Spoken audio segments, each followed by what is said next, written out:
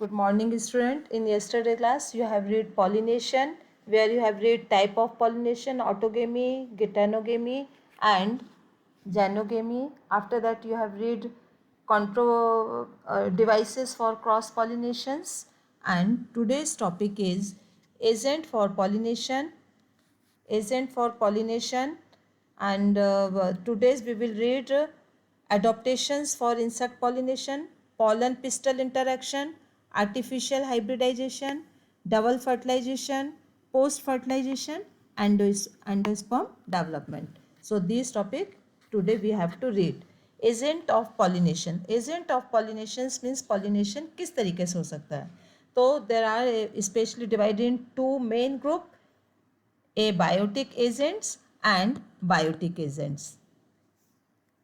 Abiotic agents, you will read abiotic agents. There are two types, wind pollination and water pollination.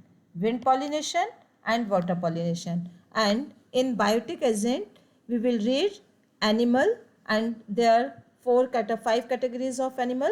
Species is not included here because species it is live in water. So it is excluded except species, reptiles, mammals, insects and birds. These include in biotic agents. Clear, student? Now we have to read three type of pollination: wind pollination, water pollination and insect pollination. So how many type of pollination we have to read? In your NCERT book there are three pollinations given there: wind pollination, water pollination and insect pollinations.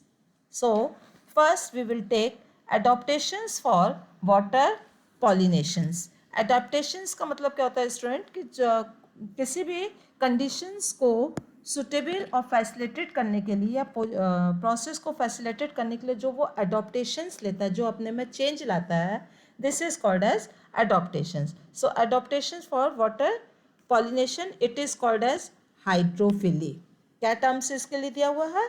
Hydrophily. There are one examples given there. Hydrophily like that, hydrophily. Now here one example is given there, 2.110. This is pollination by water in Vallisneria. So this I will give you detail after completing this point. So the form of pollination in which pollens are distributed by water is called hydrophily. इस pollinations में pollens जो हैं water के through ही distribute हो रहे हैं. That is it is called as hydrophily. It is common in algae, bryophytes, pteridophyta and some angiosperm. There are good examples. कुछ algae, bryophytes, pteridophyte and some angiosperms include in hydrophily. Vallisneria and Hydrilla are the submerged freshwater hydrophytes. Submerge का मतलब क्या होता है? जो पूरी तरीके से पानी में सिंक नहीं कर रहा है. कुछ पार्ट उसका सिंक कर रहा है, कुछ जो है वो वाटर लेवल पर ऑब्जर्व हो रहा है. This is called as submerge fresh water hydrophytes in which hydrophily is observe. Vallisneria और हाइड्रोला में hydrophily we can see, means इसमें वाटर के थ्रू पॉलिनेशन हो रहा है. Second, next point, in sea grasses female flower are submerged in water to receive pollen grains for pollinations. Inside water, pollens are long, needle-like and carried passively by water. Means क्या मतलब है? कुछ सी grasses हैं जिसमें female flowers पूरी तरीके से submerged है, ठीक है, और वो पॉलन ग्रेन्स पॉलिनेशन के लिए कैसे रिसीव कर रहा है?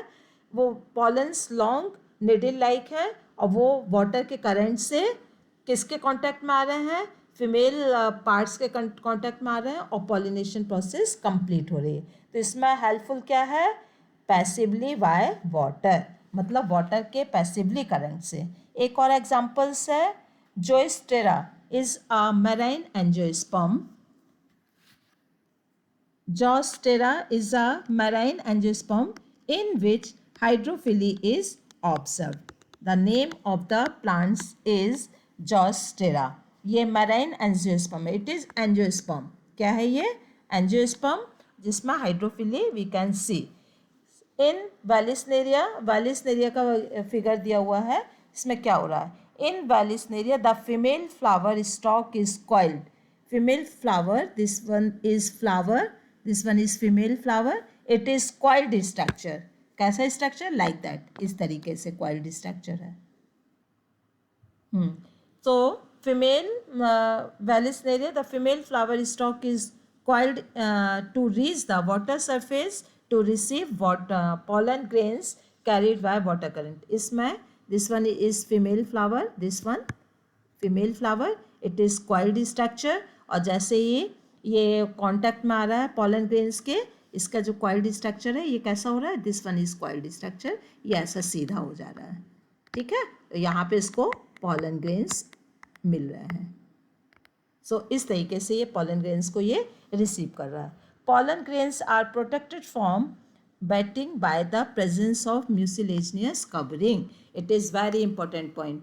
pollen grains वेस्ट ना हो, डिस्ट्रॉय ना हो, तो उसके ऊपर एक म्यूसिलेजिनस कवरिंग होती है जिससे वाटर से वो क्या हो रहा है? वाटर से वो डिस्ट्रॉय नहीं होता है। तो this is the main important point and this one is adaptation. जब भी हाइड्रोफिली होगी तो उसमें कुछ एडॉप्टेशंस होगा, तो these are some adaptations. Now one important points, the wind and water pollinated flowers are not very colorful and do not produce nectar. It is important point कि जो water pollination है, wind pollinations, उसके जो flowers होते हैं किसी तरीके का उसमें attraction नहीं होता है और किसी भी तरीके का वो nectar produce नहीं करते हैं, बट वो easily क्या हो रहे हैं? pollinate हो रहे हैं। तो adaptations of, second point है adaptations of for wind pollination or anemophily. Wind pollination or anemophily. The good examples is, this is the corn. Good examples क्या है इसका? Corn. In this wind pollinations में, pollinations by wind is more common amongst abiotic pollination. Amongst abiotic pollinations. Secondly, the form of pollination in this is the figure, इसमें ये पूरा inflorescence है, ठीक है। this one is completely inflorescence और this plant is corn plant। तो corn plant का wind pollinations का ही figure दिया हुआ है, it is given in your NCERT book also, and this figure is show insect pollination, how insect pollinate is going there.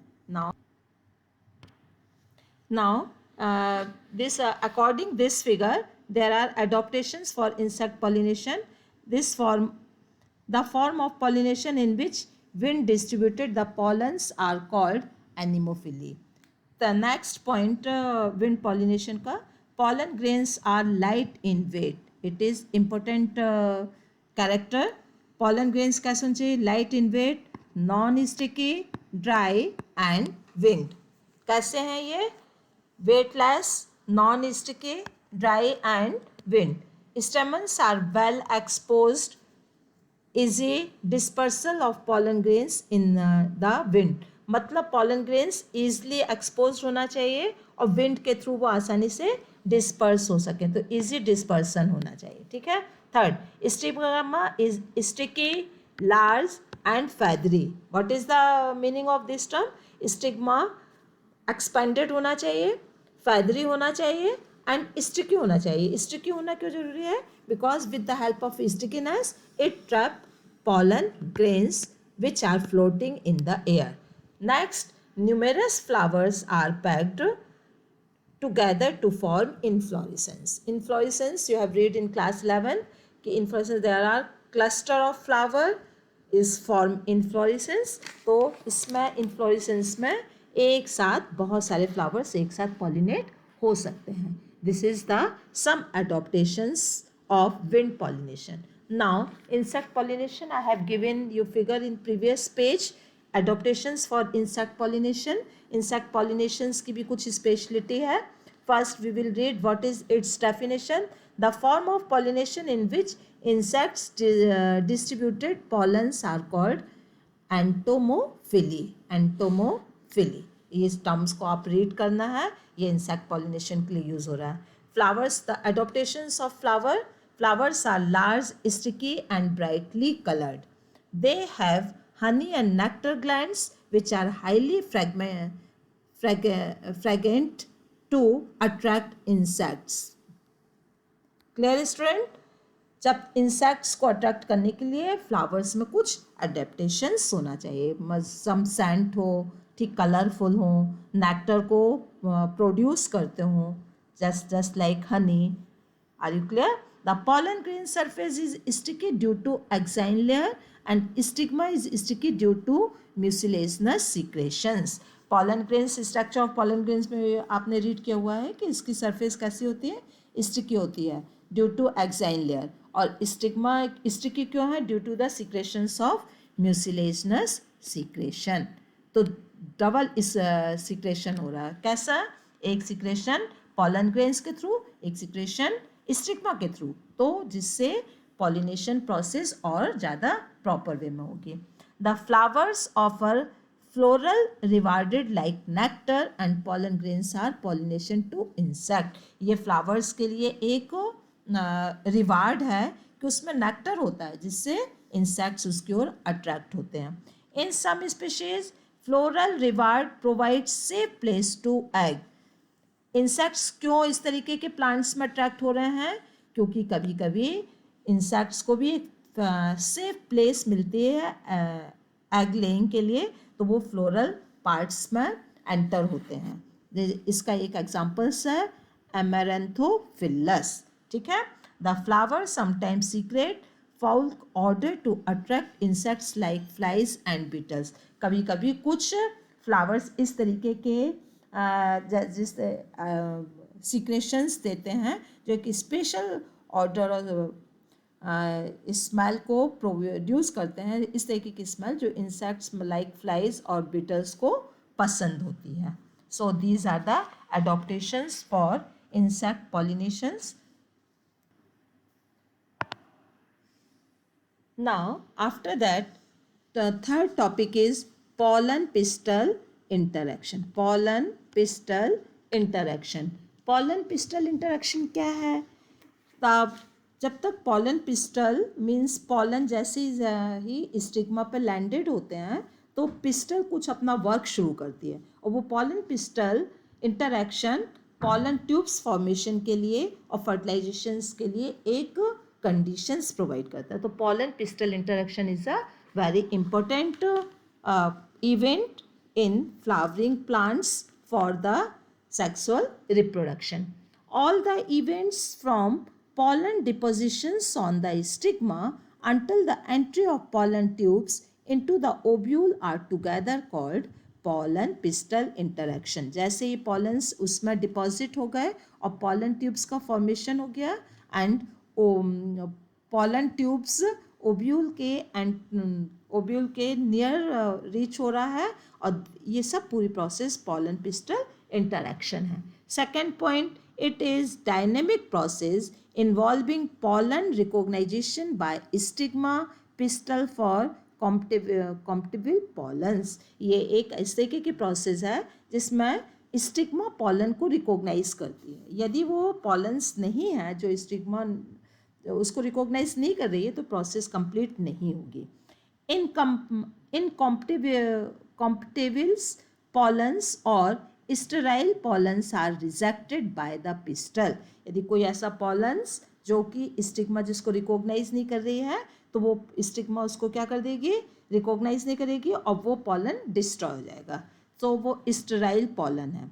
These are rejected by the pistil. Pistil उसको reject कर देगी and do not allow growth of the pollen tube. तो pollen tube का formation क्या show कर रहा है? Pollen और पिस्टल इंटरेक्शन पॉजिटिवली जा रहा है. Third, compatible pollens are encouraged by pistil for growth and development of pollen tubes. जो compatible pollens होंगे वो pistils को encourage करेंगे जिससे कि pistil pollen tubes formation में help करेगी.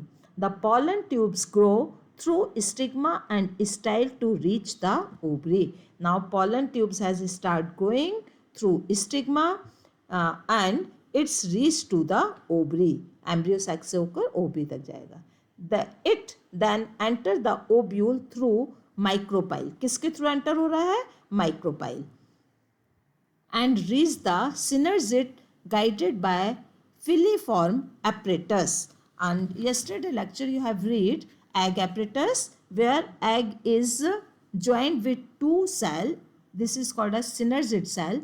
These synergid cell guided by filiform apparatus. ये जो synergid cell है pollens और मेल गैमिट्स को एंटर करने के लिए क्या कर रही है? गाइड कर रही है. तो see this figure. This is the pollens. This one is stigma. Already you know very well stigma, and pollen are landed on stigma. Then pollen pistil interaction has started and pollen tubes are formed. See, these pollen tubes are formed, and this is growing along with style, and ultimately it will be reach near embryo sac through micropyle. ये micropyle से embryo sac पे जा रही है. This one embryo sac and this one is egg apparatus. Central cell है, ये egg nucleus है. This one is filiform apparatus. Synergid जो कि उसको गाइड कर रही है मेल गैमिट्स को. ये प्लाज्मा मेम्ब्रेन है, ये सिनर्जिड है, फिलीफॉर्म एपरेटस है. And this one is polar nuclei, male gametes. There are two male gametes. One male gametes joined with axil and second male gamete joined with polar nuclei. So this is the pollen pistil interaction. There are some points which I have already give you. Pollen pistil interaction. The pollination does not guarantee the transfer of the right type of pollens. ठीक है. Often pollen is wrong type. Either it form other species or form the same plants. यदि same plants का है pollen grains तो वो self compatible है, और यदि डिफरेंट स्पीशीज़ है तो वो अपने आप ही उसको स्टिग्मा रिकॉग्नाइज नहीं करेगी. So these are the pollen pistil interaction. Now next point, artificial hybridisation. It is one of the major artificial hybridisation. It is one of the major approaches of the crop improvement program. Crop improvement program का ये major approach है.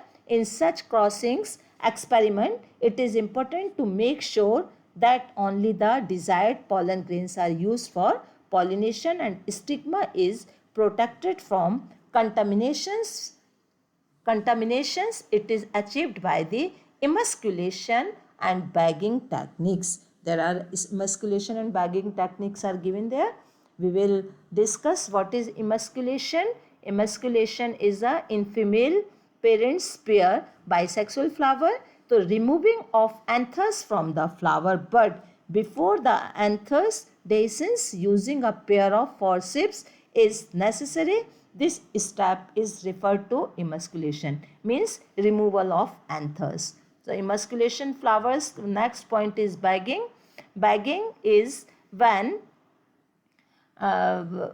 emasculation flower have to covered with a bag of suitable size, generally made up of butter paper, to prevent contaminations of its stigma with unwanted pollens. This process is called bagging. In artificial hybridization, commonly used techniques in plant breeding program to obtain desirable character. कहाँ इसको use करना है?